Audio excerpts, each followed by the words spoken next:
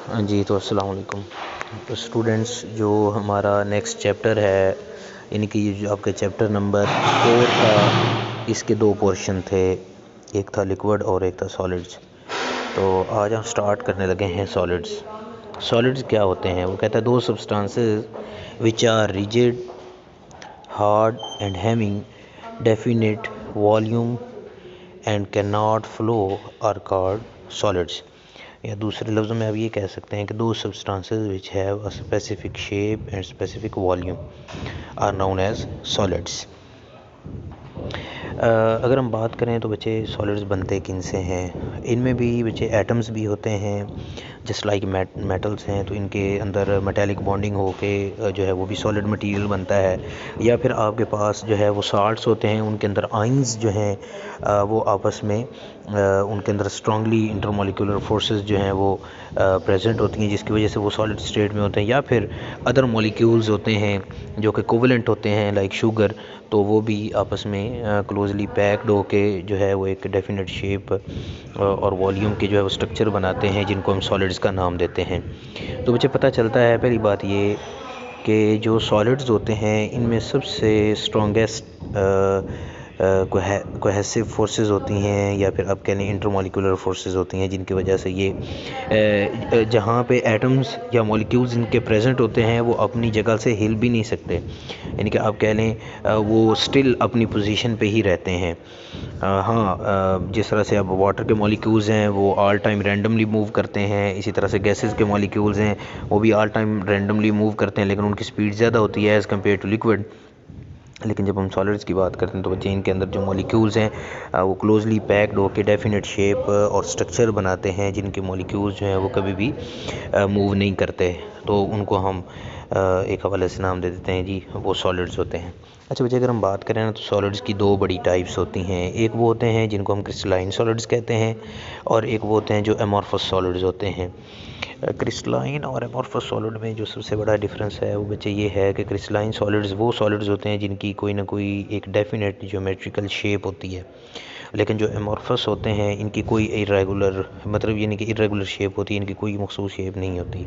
मैं इसकी एग्जांपल दे देता हूँ आपकी डेली लाइफ के अंदर। आपके घर में शुगर होती है, तो शुगर के जो क्रिस्टल्स होते हैं वो आप आसानी से देख सकते हैं, या फिर जो साल्ट होता है, नमक होता है, खाते हैं टेबल साल्ट, उसके भी एक स्पेसिफिक शेप के क्रिस्टल्स होते हैं। लेकिन घरों में ही यूज़ होता है, घरों में शीशे लगे होते हैं, या फिर आप कह लें पाउडर यूज़ होता है, कोई भी पाउडर जो है वो फ्रेगरेंस के लिए है, या फिर कोई और पाउडर है वो यूज़ होता है। तो वो पाउडर जो है उसके अगर आप देखें तो उसके पार्टिकल्स की कोई डेफिनेट शेप नहीं होती। जिस तरह से जो मैं ये बात कर रहा हूँ मिरर की, या फिर जो दूसरे शीशे होते हैं, अब आप कहेंगे सर उसकी तो शीट बनी हुई है, तो शीट बेसिकली बच्चे उनको वो पिघला के बनाई जाती है, लेकिन जब शीशा तोड़ा जाता है तो उसके वो मखसूस क्रिस्टल्स में वो नहीं टूटता, यानी कि उसकी भी जो है वो इरेगुलर शेप होती है। इसी तरह से रबर होता है, प्लास्टिक होता है, अब प्लास्टिक के बर्तन भी होते हैं, प्लास्टिक की काफ़ी सारी चीज़ें बनी हुई, इनको जब भी आप तोड़ें तो इनके वो क्रिस्टल्स नहीं बनते। तो ये यानी कि आप कह लें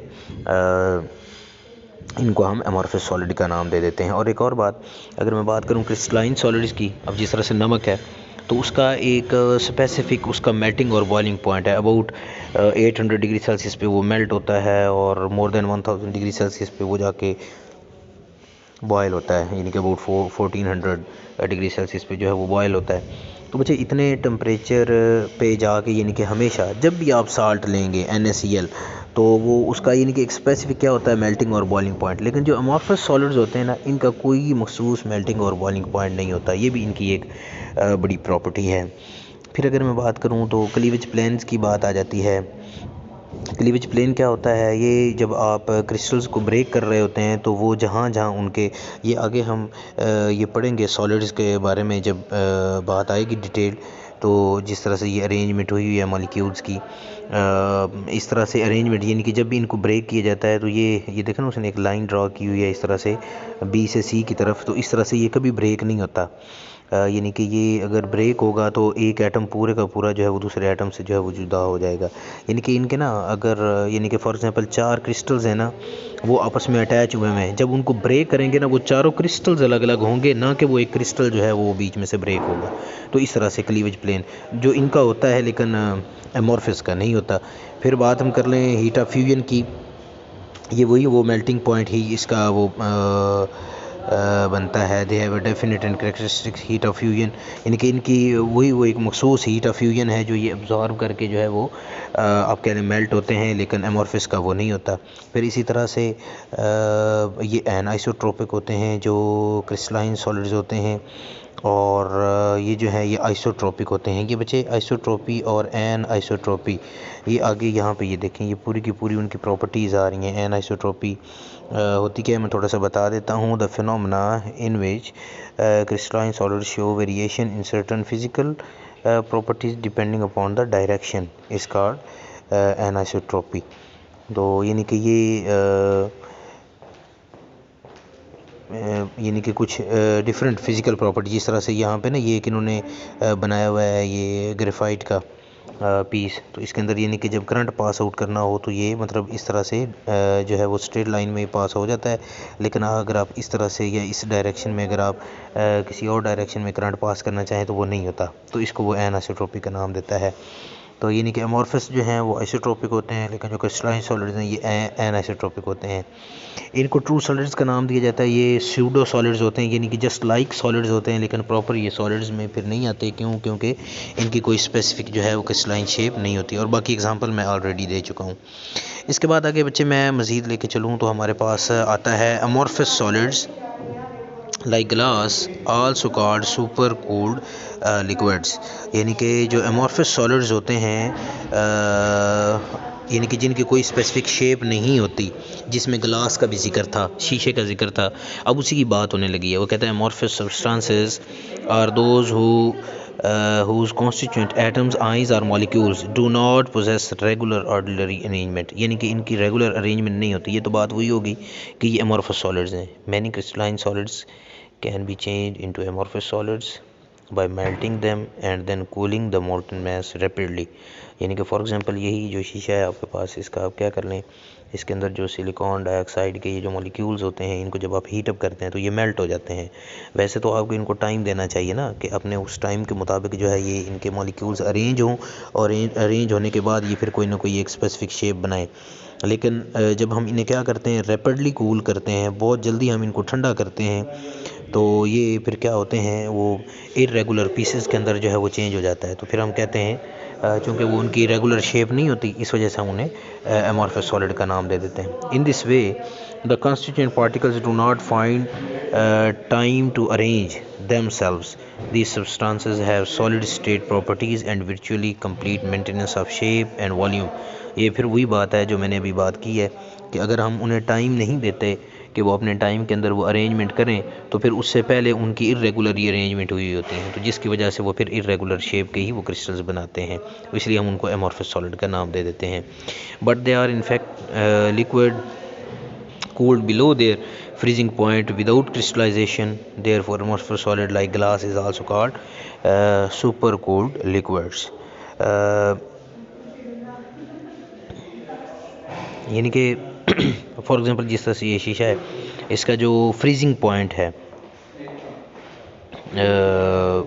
तब जाके, यानी कि जब इसका फ्रीजिंग पॉइंट होना चाहिए तब जाके इसके क्रिस्टल्स बनने चाहिए, या फिर इसको सॉलिड स्टेट में चेंज होना चाहिए। जिस तरह से मैं आपको एग्जांपल दे दूं, वाटर है, वाटर को आप कूल डाउन करते हैं 0 डिग्री सेल्सियस पे, तो 0 डिग्री सेल्सियस पे या उससे नीचे टेम्परेचर पे उसके मॉलिक्यूल्स अरेंज होना शुरू हो जाते हैं, और वो सॉलिड में तब जाके चेंज होते हैं, यानी कि उसका फ्रीजिंग पॉइंट है यानी कि 0 डिग्री सेल्सियस। तो अगर मैं कहूँ फॉर एग्जांपल आपका ये जो सिलिकॉन डाइऑक्साइड है, इसका कोई एक स्पेसिफिक टेम्परेचर है, उस पे जाके जो है इसके क्रिस्टल्स बनने चाहिए, लेकिन बजाय इसके ये वहाँ पे टेम्परेचर पहुँचे उससे पहले ही ये सॉलिड स्टेट में चला जाता है, यानी कि इसके वो क्रिस्टल्स बन जाते हैं।